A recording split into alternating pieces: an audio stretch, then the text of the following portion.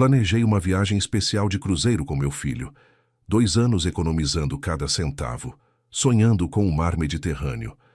Mas na entrada do porto, ele me puxou para o canto e disse: "Dei sua vaga para minha esposa. Você é velho demais. Vai pro asilo." Fingi não ligar. Mas no outro dia ele acordou com 202 ligações perdidas e descobriu que o asilo, no final das contas, seria dele. Antes de seguir com minha história, deixa eu fazer um pedido sincero para você que está me ouvindo agora. Se você está gostando, clica no like aqui embaixo e se inscreve no canal Voz do Vovô. Faz isso para ajudar esse velho aqui a continuar contando essas histórias que a gente guarda no peito. E deixa nos comentários de onde você está assistindo e que horas são aí onde você está. Gosto de imaginar vocês espalhados por esse Brasil afora, me ouvindo. Todo dia tem história nova aqui nesse canal, viu? Agora sim, deixa eu me apresentar direito. Meu nome é Osvaldo Nascimento.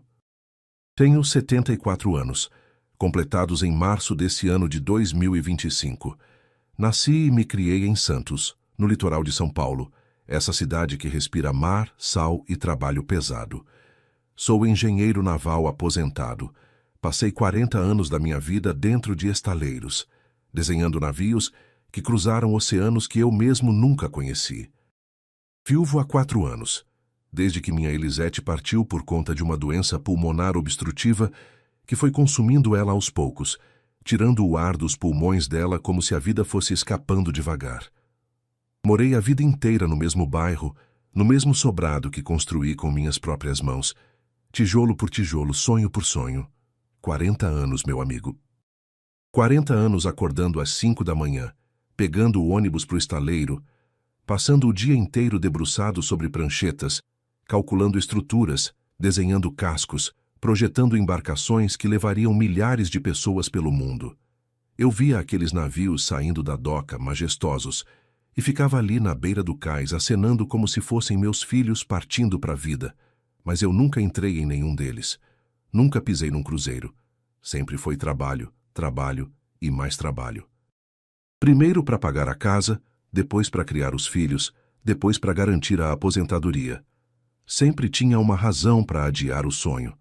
Quando a Elisete morreu, eu olhei para minha vida e pensei: Osvaldo, você tem 70 anos, está sozinho, e nunca realizou o sonho de conhecer o mar Mediterrâneo de dentro de um navio. O que você está esperando? A morte? Então comecei a economizar. Cada centavo, cortei despesas, parei de comprar besteira, juntei tudo o que podia. 2 anos fazendo isso. 80 mil reais para 2 cabines no Costa Mediterrânea. 15 dias de viagem. Itália, Grécia, Croácia, tudo o que eu sonhei a vida inteira. E sabe o que foi o mais bonito? Eu ia fazer essa viagem com meu filho Reinaldo. 48 anos, meu primogênito. O menino que eu carreguei no colo quando ele não tinha nem 1 mês de vida. Pensei que seria a oportunidade perfeita para a gente se reconectar, para eu mostrar para ele tudo o que eu projetei, para a gente criar memórias juntos. Eu não sabia, naquela época, que meu filho não queria memórias comigo. Ele queria só o meu dinheiro. E foi no Porto de Santos, no dia do embarque, que eu descobri quem era realmente o homem que eu criei.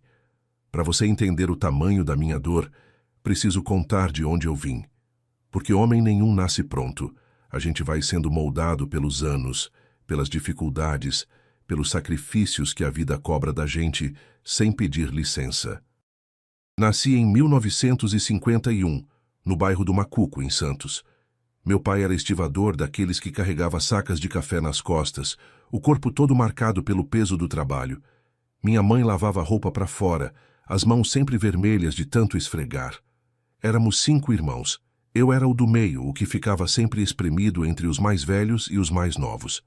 A casa era pequena, 2 cômodos, chão de terra batida. A gente dormia em esteira, revezando espaço com os irmãos. Mas nunca faltou amor. Minha mãe cantava enquanto lavava roupa. Meu pai contava histórias do porto quando chegava em casa. A gente era pobre, mas era feliz. Desde menino, eu era fascinado pelo mar. Ficava horas sentado no cais, olhando os navios chegando e partindo. Aquelas estruturas enormes, majestosas, cortando a água como se fossem castelos flutuantes. Eu desenhava eles no caderno da escola, tentando entender como algo tão pesado podia flutuar. Meu professor de matemática, seu Geraldo, um dia olhou meus desenhos e disse: Osvaldo, você tem talento. Devia estudar engenharia. Aquilo ficou na minha cabeça como uma semente. Estudei em escola pública, passei noites acordado com lamparina, porque a luz elétrica era cara demais. Consegui uma bolsa no colégio técnico e depois, com muito sacrifício, entrei na faculdade de engenharia. Meu pai não viveu para ver eu me formar. Morreu de tanto carregar peso. A coluna cedeu, o corpo não aguentou. Tinha 52 anos. No dia da formatura, olhei para o céu e disse: Pai, consegui. O senhor pode descansar agora. Comecei a trabalhar no estaleiro em 1976. Era o engenheiro mais novo da equipe, mas eu tinha uma fome de aprender que os mais velhos respeitavam. Passei de desenhista júnior para projetista sênior, depois para coordenador de projetos. Em 40 anos, participei da construção de mais de 200 navios, cargueiros, petroleiros, navios de passageiros. Cada um deles eu desenhei com carinho, como se estivesse criando um filho. E de certa forma era isso mesmo. Aqueles navios eram meus filhos de papel e aço. Conheci a Elisete num baile de carnaval em 1978. Ela tinha 22 anos, eu tinha 27. Usava um vestido amarelo que parecia feito de sol. Quando ela sorriu para mim, eu soube que tinha encontrado minha companheira de vida. Casamos 6 meses depois, numa cerimônia simples na igreja do bairro. Ela usou o mesmo vestido amarelo, só que com um véu branco por cima. A foto está até hoje na cabeceira da minha cama. Os primeiros anos foram difíceis. Moramos de aluguel, num apartamento pequeno perto do centro. Elisete trabalhava como costureira. Eu fazia hora extra no estaleiro sempre que podia. A gente juntava cada moeda sonhando com a casa própria. Em 1982, consegui comprar o terreno no Gonzaga. Passei 2 anos construindo o sobrado com minhas próprias mãos, nos fins de semana e feriados. A Elisete me ajudava, misturava cimento, carregava tijolo. A gente construiu aquela casa como se construísse nossa vida juntos. O Reinaldo nasceu em 1977, 1 ano antes do casamento. Sim, a Elisete já estava grávida quando casamos. Naquela época era escândalo, mas eu não me importei. Amava ela e amava aquele menino que crescia na barriga dela. Quando ele nasceu, chorei feito criança. Segurei aquele bebezinho nos braços e prometi que ia dar para ele tudo o que eu não tive. Educação, oportunidades, amor, tudo. O Teodoro veio 2 anos depois, em 1979. Menino quieto, introspectivo, diferente do irmão mais velho que era agitado, barulhento, sempre querendo atenção. Os dois cresceram juntos, mas nunca foram próximos. Reinaldo tinha ciúmes do irmão, brigava por qualquer besteira. Elisete dizia que era coisa de criança, que ia passar. Não passou. Criei os 2 meninos com o suor do meu rosto. Paguei escola particular para os 2, curso de inglês, aulas de natação, tudo o que podia dar. O Reinaldo fez faculdade de administração, eu paguei cada mensalidade. Quando ele se formou, arrumei emprego para ele numa empresa onde eu era consultor. O Teodoro fez pedagogia, virou professor de escola pública. Ganhava pouco, mas era feliz. Dizia que educar crianças era sua missão. Quando o Reinaldo casou com a Soraya em 2005, eu paguei a festa inteira. Buffet, decoração, lua de mel em Cancún. Gastei mais de 50 mil reais naquela época. A Soraya era bonita, elegante, mas tinha um olhar frio que a Elisete nunca gostou. Minha mulher dizia: Osvaldo, essa moça não ama nosso filho, ama o que ele pode dar para ela. Eu não escutei. Achei que era implicância de sogra. O Teodoro casou 2 anos depois, com a Mariana, uma professora que conheceu no trabalho. Casamento simples na casa da família dela. Eu paguei o que pude, mas foi tudo mais modesto. O Teodoro nunca pediu nada, nunca cobrou nada. Só agradecia pelo pouco que eu dava. Com o passar dos anos, a diferença entre os 2 filhos foi ficando mais clara. O Reinaldo me procurava só quando precisava de dinheiro. Empréstimo para trocar de carro, ajuda para pagar o apartamento, fiança para alugar imóvel maior. Eu sempre ajudava, porque era meu filho. sangue do meu sangue. Coloquei ele como dependente nos meus cartões de crédito, abri conta conjunta para facilitar as transferências, assinei como fiador do apartamento dele. Tudo com confiança cega de pai. O Teodoro, por outro lado, me ligava todo domingo, não para pedir nada, só para saber como eu estava. Trazia os netos para me visitar, passava os feriados comigo e com a Elisete.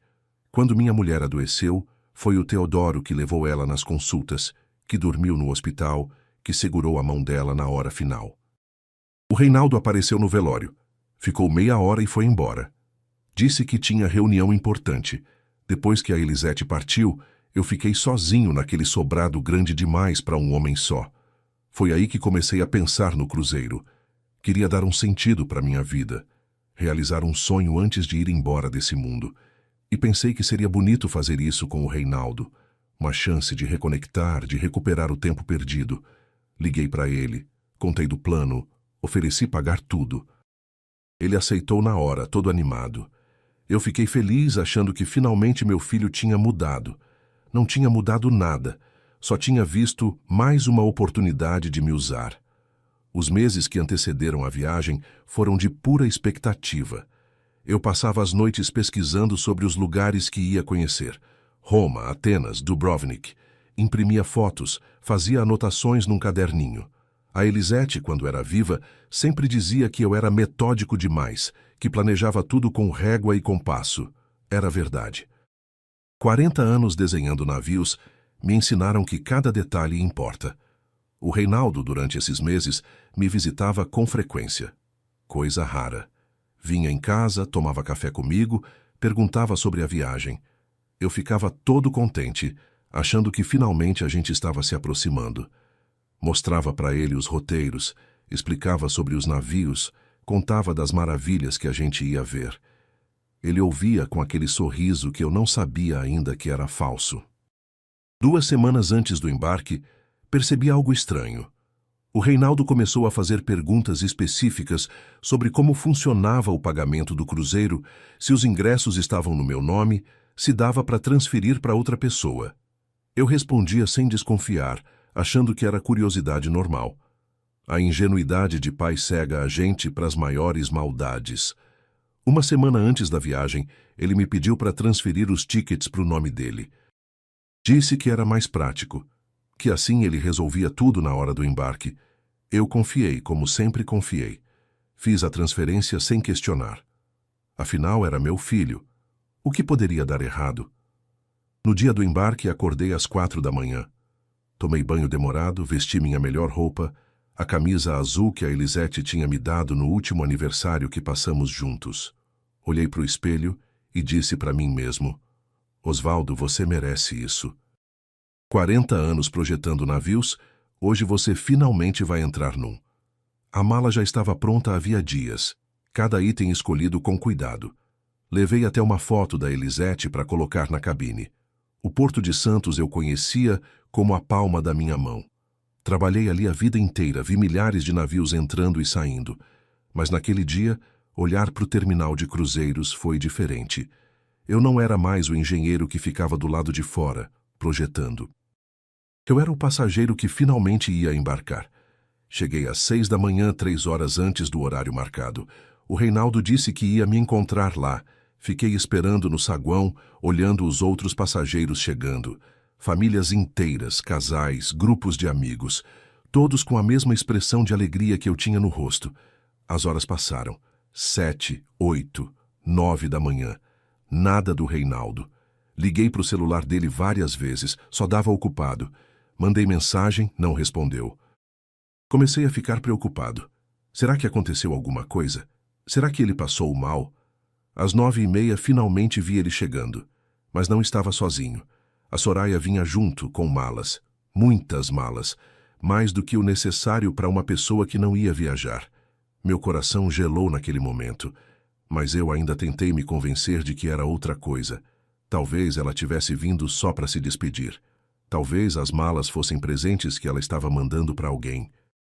Reinaldo me viu e acenou todo sorridente. Veio caminhando na minha direção, com aquele andar confiante que ele sempre teve. A Soraya vinha atrás, sem olhar para mim, ocupada demais arrumando o cabelo. Quando chegou perto, me abraçou. Um abraço rápido, mecânico, sem calor nenhum. Aí me puxou pelo braço, me levou para um canto do saguão, longe dos outros passageiros. Olhou para o lado, como se estivesse verificando se alguém estava ouvindo, e disse as palavras que eu nunca vou esquecer. Meu filho olhou nos meus olhos e disse: "Pai, mudança de planos. A Soraya vai no seu lugar." Eu não entendi de primeira. Achei que era brincadeira, daquelas piadas sem graça que ele fazia às vezes. Mas o rosto dele estava sério, e ele continuou: "Você é velho, pai. Não aguenta 15 dias de navio. Vai ficar cansado, vai passar mal, vai estragar a viagem. É melhor assim." Eu ainda tentei argumentar. Disse que estava bem de saúde, que tinha feito check-up completo, que o médico tinha liberado. Mas ele não estava ouvindo. Tirou do bolso um folheto colorido e enfiou na minha mão. Li o título: Residencial Bela Vista, lar para idosos, conforto e cuidado para a melhor idade. Reinaldo falou como se estivesse fazendo um favor para mim. "Já liguei para lá, pai. Tem vaga. Você vai gostar. Tem gente da sua idade, atividades, enfermeira 24 horas. É melhor do que ficar sozinho naquela casa. Meu filho me ofereceu um asilo no lugar do meu sonho.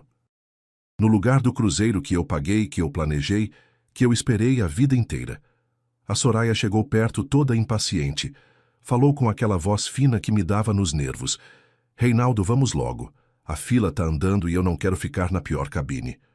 Meu filho me olhou e disse: "Pai, me dá seu ticket. O da sua cabine está no seu nome ainda." E sabe o que eu fiz? Entreguei. Peguei o ticket que estava no meu bolso. O ticket que representava 2 anos de economia, 40 anos de sonho, e coloquei na mão do meu filho. Ele pegou sem nem agradecer, virou as costas e foi para a fila do check-in com a esposa. Eu fiquei ali, parado, segurando aquele folheto de asilo. Os outros passageiros passavam por mim, felizes, ansiosos para embarcar, e eu estava congelado, como se tivessem arrancado minha alma do corpo. Mas aqui, meu amigo, é que a história muda. Porque eu não sou o velho fraco que meu filho achava que eu era. 40 anos projetando navios me ensinaram uma coisa: antes de construir qualquer estrutura, você precisa calcular cada detalhe: peso, pressão, resistência. Se um parafuso estiver errado, o navio inteiro afunda. Reinaldo achou que eu ia chorar, fazer escândalo, implorar. Era isso que a Soraya esperava, tenho certeza. Queria me ver humilhado, derrotado. Mas eu sou engenheiro. Minha mente funciona diferente. Enquanto meu coração estava despedaçado, meu cérebro já estava calculando a resposta. Olhei para o meu filho entrando na fila do check-in e disse, com a voz mais calma que consegui: "Entendo, filho. Divirtam-se." Ele parou surpreso. Virou para trás e me olhou desconfiado. Acho que esperava resistência, briga, lágrimas. Minha calma deixou ele confuso. Reinaldo disse, meio desconcertado: "Pai, não fica chateado. É pro seu bem." Eu respondi com um sorriso que doeu nos meus lábios: "Claro, filho." Aproveitem. E fui embora, sem olhar para trás, sem demonstrar a tempestade que estava dentro de mim. Saí do terminal e fui direto para o meu carro. Sentei no banco do motorista, fechei os olhos e respirei fundo. Deixei a dor vir toda de uma vez. Chorei ali, sozinho, por uns 10 minutos. Chorei pelo filho que eu perdi, pelo sonho que me roubaram, pelos 40 anos de sacrifício jogados no lixo. Mas depois do choro veio a raiva. E a raiva, meu amigo, quando é fria, é muito mais perigosa do que quando é quente. Peguei meu celular e comecei a fazer ligações, uma atrás da outra. Cada telefonema era um tijolo da minha vingança. Primeira ligação, pro banco. Falei com o gerente que me conhecia havia 20 anos. Pedi para cancelar imediatamente todos os 4 cartões suplementares que estavam no nome do Reinaldo. O gerente perguntou se tinha certeza. Eu disse que nunca tive tanta certeza de nada na minha vida. Segunda ligação, para a operadora de celular. Cancelei as 3 linhas que eu pagava para o Reinaldo, para a Soraya e para o filho deles. A atendente tentou me convencer a manter pelo menos uma. Eu desliguei na cara dela. Terceira ligação, para o meu despachante. O carro que o Reinaldo usava havia 10 anos estava no meu nome. Eu pagava seguro, IPVA, tudo. Mandei transferir para um comprador que eu conhecia do estaleiro. Vendido. Em 24 horas, o documento já estaria pronto. Quarta ligação. Para a imobiliária. O apartamento onde o Reinaldo morava, eu era o fiador. Sem minha garantia, eles não teriam como alugar. Comuniquei que estava me retirando da fiança. O corretor disse que eles teriam 48 horas para apresentar um novo fiador ou desocupar o imóvel. Quinta ligação. Para o banco de novo. A conta conjunta que eu tinha com o Reinaldo tinha R$180 mil. Dinheiro que eu depositei ao longo dos anos para emergências. Transferi tudo para minha conta pessoal. Zerada. Tudo isso em menos de 2 horas. Enquanto meu filho estava no navio, brindando champanhe com a esposa, eu estava desmontando a vida dele, peça por peça. Mas a vingança maior ainda estava por vir. Liguei para a operadora do cruzeiro. Expliquei a situação, disse que houve fraude, que alguém estava usando meu cartão de crédito sem autorização. Eles verificaram que o pagamento tinha sido feito no meu cartão. Cancelei o pagamento. Estorno imediato. O cruzeiro tinha paradas programadas. A primeira era em Búzios, 2 dias depois do embarque.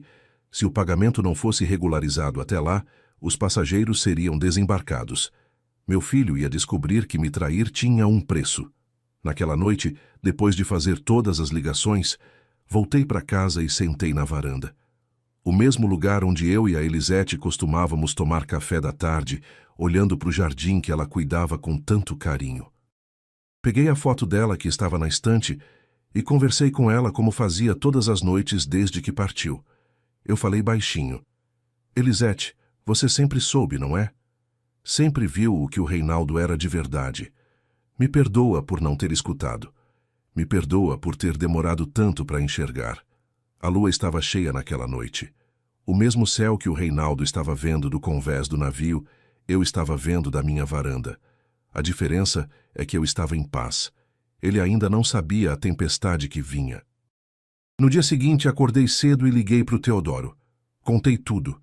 Absolutamente tudo. O cruzeiro, a traição, o folheto do asilo. Meu filho mais novo ficou em silêncio por um longo tempo.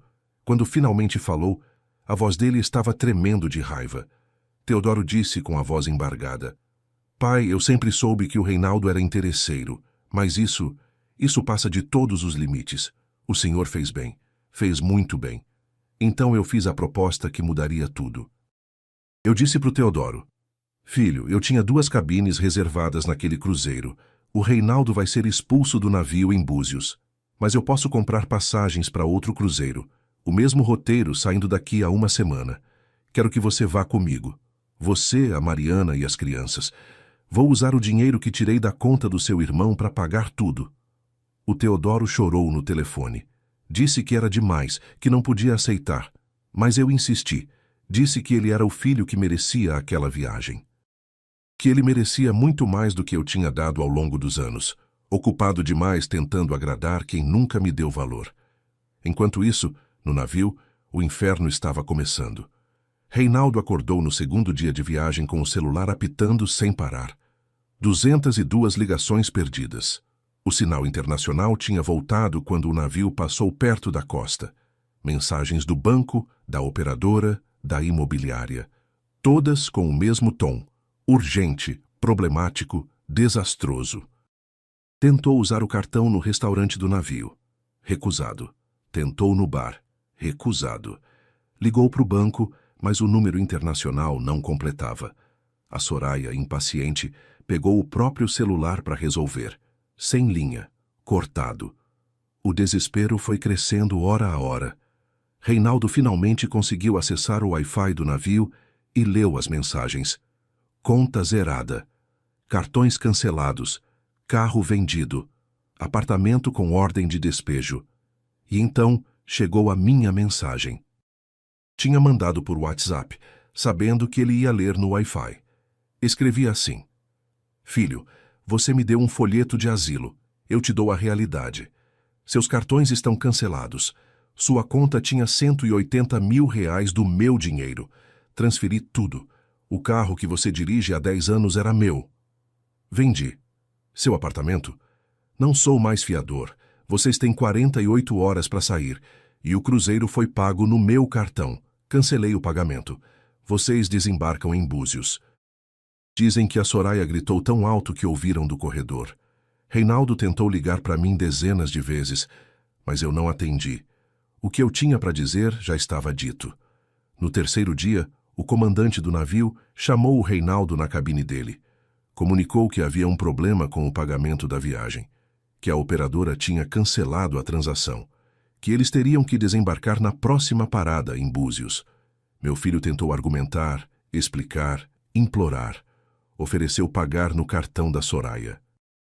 Recusado, acima do limite. Ofereceu transferência bancária. Não tinha mais dinheiro.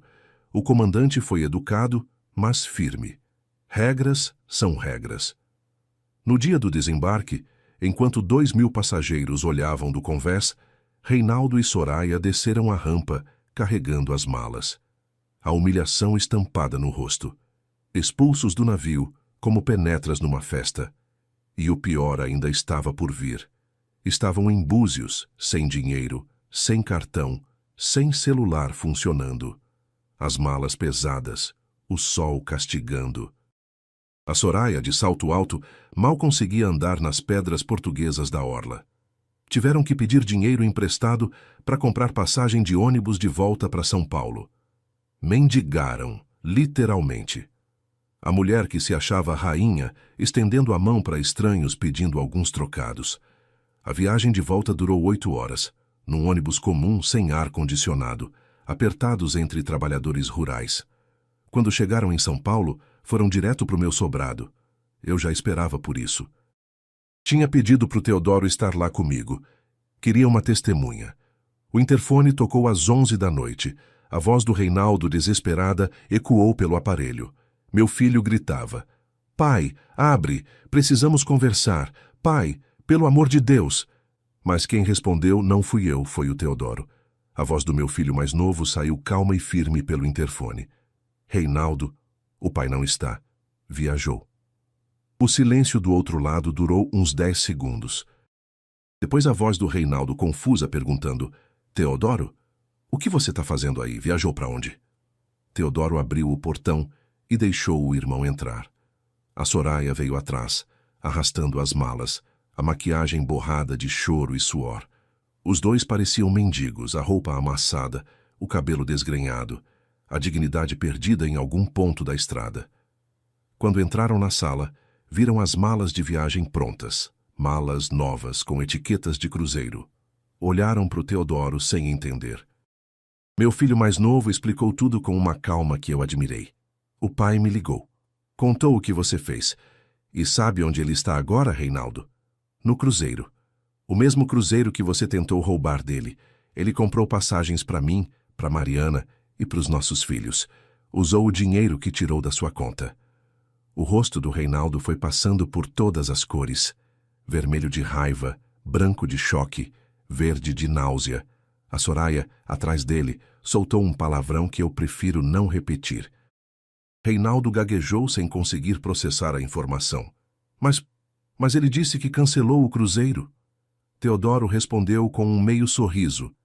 Cancelou o seu cruzeiro. Comprou outro para a família que merece. Então o Teodoro entregou a carta que eu tinha deixado. Minha letra, a mesma que desenhava navios por 40 anos, agora escrevia a sentença final para o meu filho traidor. A carta dizia, Reinaldo, projetei navios por 40 anos, sonhava conhecer um por dentro. Você sabia disso. Me ofereceu a viagem como presente, mas eu paguei tudo. Depois me trocou pela sua esposa e me mandou para o asilo. Eu tenho 74 anos, mas ainda sei calcular estruturas. E a estrutura da sua vida estava toda apoiada em mim. Quando você me tirou da fundação, o edifício inteiro desabou. O Teodoro me liga todo domingo há 20 anos. Você some por meses e só aparece quando precisa de dinheiro. Ele merece o cruzeiro. Você merece o asilo que me ofereceu. PS. A casa onde moro, este sobrado que construí com minhas próprias mãos, passei para o nome do Teodoro. Você não herda mais nada.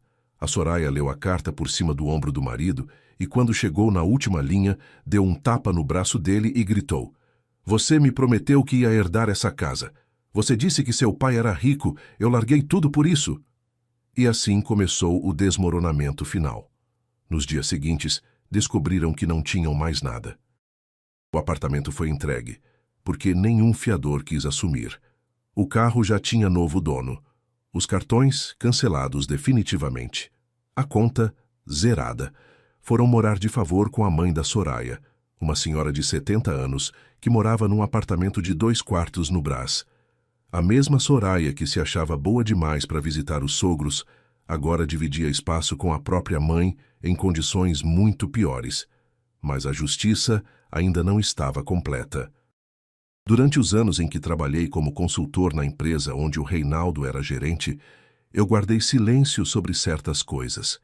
Irregularidades nos relatórios, notas fiscais adulteradas, dinheiro desviado para a conta pessoal dele. Eu sabia de tudo, mas nunca falei nada, porque era meu filho. Proteção de pai. Depois do que ele fez, essa proteção acabou. Liguei para o diretor da empresa, um antigo colega de estaleiro, e contei tudo. Mostrei os documentos que tinha guardado. Provas irrefutáveis. Em menos de uma semana, o Reinaldo foi demitido por justa causa. Sem direito a nada. Nem seguro-desemprego, nem FGTS. Nada. O mesmo homem que há um mês estava no topo do mundo, planejando gastar meu dinheiro num cruzeiro de luxo com a esposa, agora estava desempregado, sem casa, sem carro, sem herança, sem futuro. Hoje faz 1 ano desde aquele dia no Porto de Santos. Estamos em março de 2026 e eu acabei de completar 75 anos. A festa foi simples na varanda do sobrado, com o Teodoro, a Mariana e meus 3 netos, que agora me chamam de vovô navegador. Tinha bolo de chocolate, que é meu preferido desde criança, e a Mariana fez aquele frango assado com batatas que a Elisete costumava fazer nos domingos. Quando senti o cheiro saindo da cozinha, confesso que meus olhos marejaram. Era como se minha mulher estivesse ali, de alguma forma, abençoando aquela nova família que se formou das cinzas da antiga. O cruzeiro foi tudo o que eu sonhei e mais um pouco. 15 dias no mar Mediterrâneo, visitando lugares que eu só conhecia pelos livros e pelos documentários que assistia de madrugada quando a insônia batia. Roma, com suas ruínas milenares, o Coliseu imponente como um gigante adormecido. As fontes jogando água cristalina nas praças centenárias. Atenas com seu Partenon majestoso, aquelas colunas que resistiram a milênios de história, testemunhas silenciosas de civilizações inteiras. Dubrovnik com suas muralhas que parecem saídas de um filme, o mar azul turquesa batendo nas pedras, o sol dourado pintando tudo com cores que eu nunca tinha visto na vida. E ao meu lado, não o filho que me traiu, mas o filho que sempre me amou de verdade. O filho que eu, na minha cegueira de pai, tinha deixado em segundo plano por tantos anos, ocupado demais, tentando agradar quem não me dava valor. Teodoro chorou quando viu o mar Mediterrâneo pela primeira vez. Estava no convés do navio, as mãos apoiadas no corrimão de metal polido, olhando para o horizonte infinito, onde o céu e o mar se confundiam numa linha azul sem fim. As lágrimas escorriam pelo rosto dele sem que ele tentasse esconder, e eu entendi que aquelas lágrimas não eram só pela beleza do que estávamos vendo. Eram lágrimas de alívio, de reconhecimento, de um filho que finalmente se sentia visto pelo pai. Eu coloquei a mão no ombro dele e disse baixinho: "Filho, me perdoa. Me perdoa por ter demorado tanto para enxergar quem realmente merecia meu amor." Ele me abraçou ali mesmo, no meio do convés, com os outros passageiros passando ao redor. Um abraço apertado, demorado, de quem estava guardando aquilo havia décadas. E me respondeu: "Pai, o senhor não tem que pedir perdão de nada. O senhor está aqui agora. É isso que importa." Os netos corriam pelo deck, apontando para os golfinhos que nadavam ao lado do navio, gritando de alegria cada vez que um deles saltava fora da água. O Lucas, o mais velho, ficava do meu lado fazendo perguntas sobre a estrutura do navio, sobre como funcionava a navegação, sobre os motores. Eu explicava tudo com paciência, feliz por finalmente ter alguém genuinamente interessado no que eu sabia. A Marina tirava fotos de tudo com o celular, dizendo que ia fazer um álbum especial para me dar de presente. O Pedrinho, o caçula, não desgrudava da minha mão, me arrastando para ver cada cantinho do navio como se fosse um parque de diversões. A Mariana, minha nora do coração, tirava fotos de todos nós, dizendo que queria guardar cada momento. Uma noite, no jantar do navio, ela levantou a taça de vinho e fez um brinde. Ao seu Osvaldo, que nos deu o presente mais lindo das nossas vidas. E que nos mostrou que família de verdade não é quem tem seu sangue, é quem tem você no coração. Eu chorei naquela noite. Chorei de felicidade, de gratidão, de paz. 40 anos projetando navios, e finalmente eu estava dentro de um. 74 anos de vida. E finalmente eu tinha encontrado minha verdadeira família. Durante a viagem, visitamos cada porto como se fosse o último dia das nossas vidas.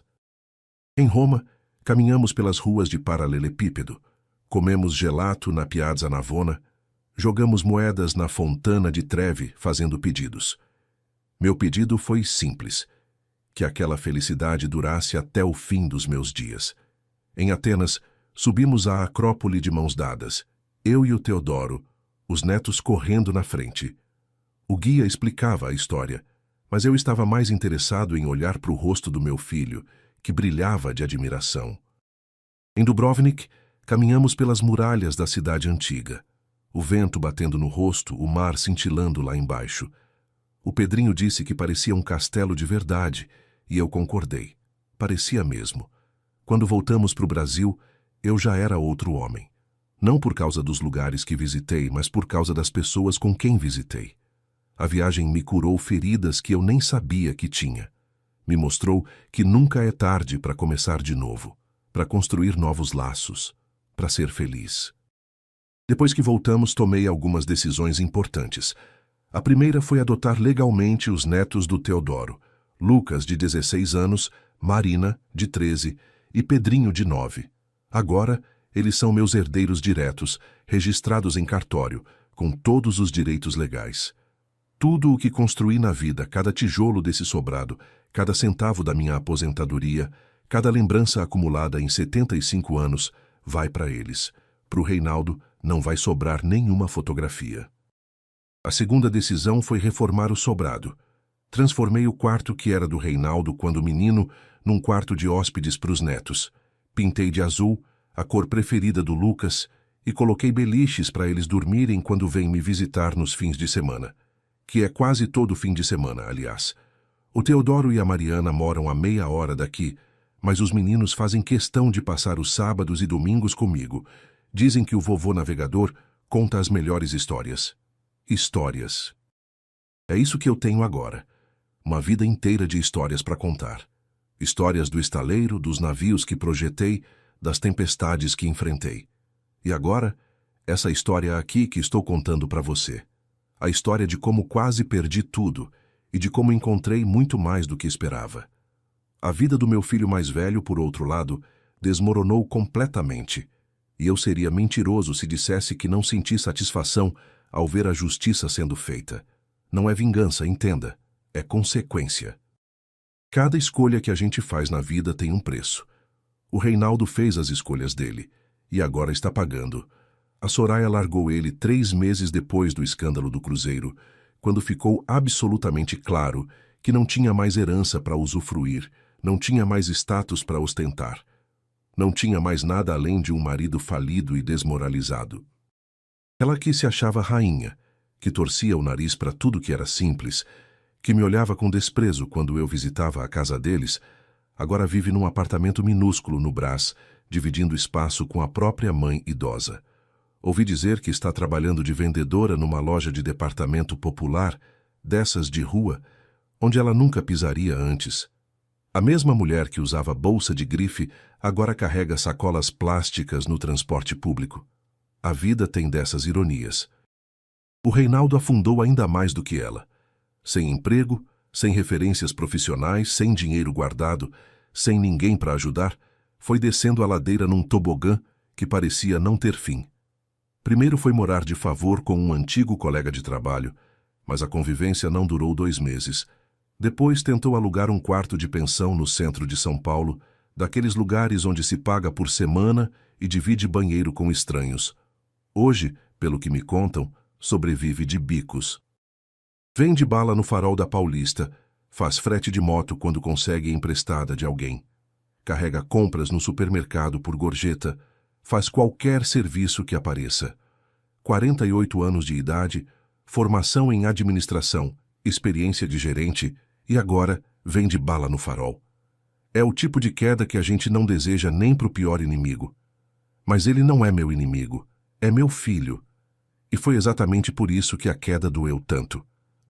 Se fosse um estranho que tivesse me traído, eu teria superado em semanas. Mas foi o menino que eu criei, que eu alimentei, que eu eduquei, que eu amei com todas as forças do meu coração.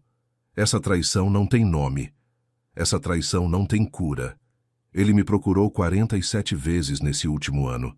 Mandou mensagens de texto, áudios chorando, cartas escritas à mão, e-mails enormes pedindo perdão. Em todas as comunicações, o mesmo discurso ensaiado, que errou, que se arrependeu profundamente, que foi influenciado pela Soraya, que não estava em si quando fez aquilo, que queria uma segunda chance para provar que mudou.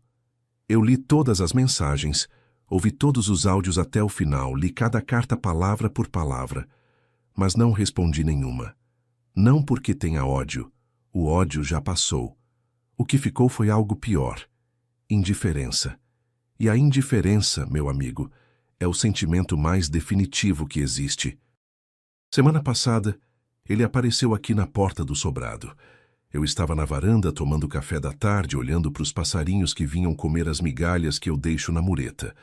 O sol estava se pondo, pintando o céu de laranja e rosa, e eu estava em paz com a vida quando ouvi a campainha tocar. Levantei devagar com a calma de quem não tem mais pressa de nada e fui atender. Quando abri o portão, encontrei meu filho do outro lado e quase não reconheci. Estava barbudo, com uma barba rala e mal cuidada que envelhecia o rosto dele uns 20 anos. Magro, os ossos aparecendo embaixo da pele, as bochechas fundas como se não comesse direito havia meses. A roupa estava surrada, uma camisa que eu reconheci como sendo minha, que dei para ele anos atrás, agora desbotada e com furos. Os olhos, que sempre foram vivos e espertos, estavam fundos, cercados de olheiras roxas, o olhar de quem não dorme direito, de quem carrega o peso do mundo nas costas. Parecia ter envelhecido 20 anos em apenas 12 meses. O homem arrogante que me ofereceu um folheto de asilo tinha virado um mendigo. A vida tinha cobrado cada centavo da dívida. Ele me olhou e disse, com a voz trêmula, quase um sussurro: "Pai, me perdoa. Por favor. Eu sei que errei. Sei que fui um monstro, um ingrato, um filho que não te merecia. Mas você é meu pai. Você me deu a vida, me criou, me amou por 48 anos. Esse amor não pode ter acabado assim, do nada. Me dá outra chance, uma só. Eu prometo que vou ser diferente. Eu mudei, pai. A vida me ensinou na marra o que eu não quis aprender por bem." Eu fiquei olhando para ele por um longo tempo. O vento da tarde balançava as folhas da mangueira que eu plantei quando o Teodoro nasceu. Lembrei do bebê que segurei nos braços em 1977, aquele pacotinho de vida que chorava com fome de madrugada. Lembrei do menino que eu levava para o estaleiro nos fins de semana, que ficava fascinado com os navios enormes, que me perguntava como eu conseguia desenhar coisas tão grandes. Lembrei do jovem que eu paguei faculdade, cada mensalidade tirada do meu suor, cada livro comprado com sacrifício. Lembrei do homem adulto que eu arrumei emprego, que eu sustentei a vida inteira mesmo depois de casado, que eu protegi dos próprios erros. E lembrei do mesmo homem me puxando para o canto do terminal de cruzeiros, tirando um folheto de asilo do bolso, e me dizendo que eu era velho demais para realizar meu sonho. Lembrei da mão dele pegando meu ticket sem nem agradecer. Lembrei das costas dele se afastando em direção ao check-in, sem olhar para trás uma única vez. Respirei fundo e respondi com calma, sem raiva, sem ódio, mas também sem perdão. "Filho, Você me ofereceu um asilo no lugar do meu sonho. Eu te ofereço a realidade no lugar da sua ilusão. E a realidade é essa. Você nunca me amou. Amou o que eu podia te dar. Amou o dinheiro, o conforto, a segurança. Quando tudo isso acabou, você veio atrás de perdão. Mas perdão não paga conta, não devolve sonhos roubados, não conserta corações partidos. Você me pergunta se meu amor acabou? Eu te respondo: o meu amor não acabou, filho. Mas eu descobri que amar alguém não significa aceitar qualquer coisa dessa pessoa. Eu te amo, sim. Mas não te quero mais na minha vida. Os olhos dele se encheram de lágrimas. Abriu a boca para falar, mas eu levantei a mão pedindo silêncio. Eu continuei, com a voz firme.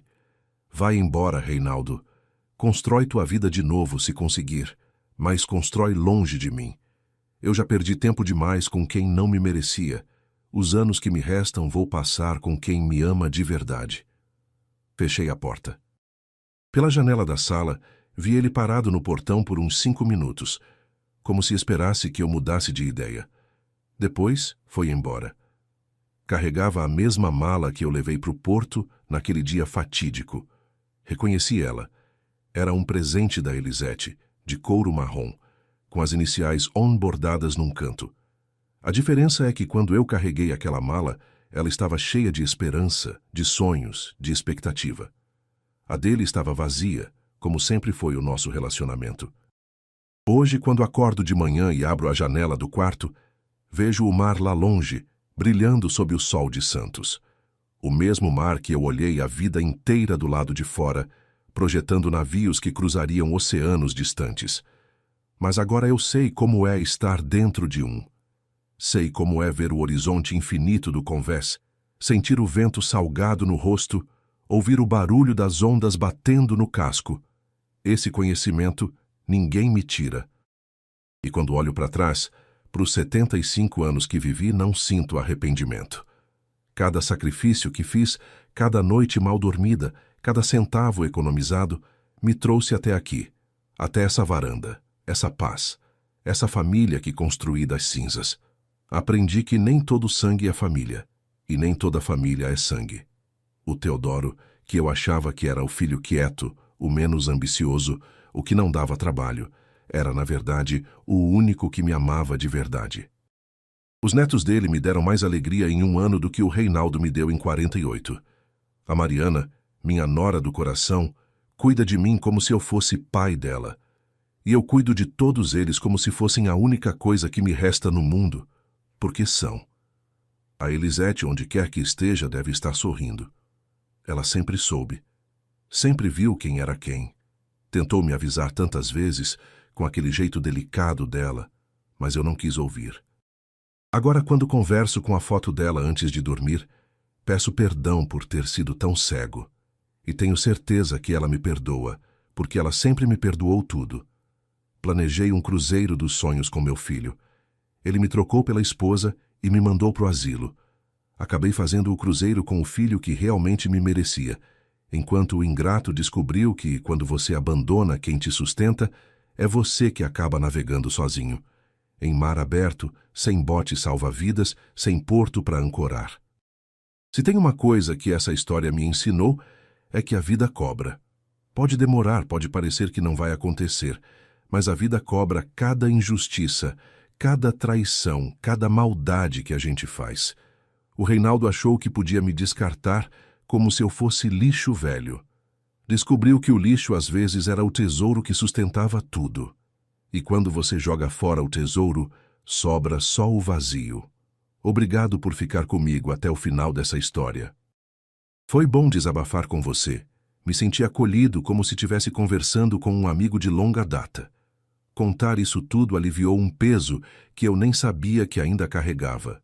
Se gostou, se essa história tocou seu coração de alguma forma, deixa seu like aqui embaixo e se inscreve no canal Voz do Vovô. Faz isso para ajudar esse velho a continuar contando essas histórias que a gente guarda no peito. Quem assistiu até o fim, quem ficou comigo desde o primeiro minuto até agora, comenta aí embaixo a palavra âncora, porque foi exatamente isso que meu filho jogou fora quando me traiu.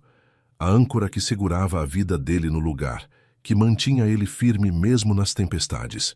Sem âncora, o navio fica à deriva. E foi isso que aconteceu com ele. Não deixa de conferir as outras histórias aqui do canal. Aqui na tela tem duas que tenho certeza que você vai gostar. Histórias de vida, de superação, de gente que passou por provações e saiu mais forte do outro lado. A vida é cheia dessas histórias, e eu tenho o privilégio de contar algumas delas para vocês. Um abraço bem apertado desse velho navegador aqui de Santos. Que Deus abençoe cada um de vocês, suas famílias, seus sonhos. E lembrem-se, nunca é tarde para realizar um sonho, nem para descobrir quem realmente merece o nosso amor. Até a próxima história, meus amigos. Até a próxima.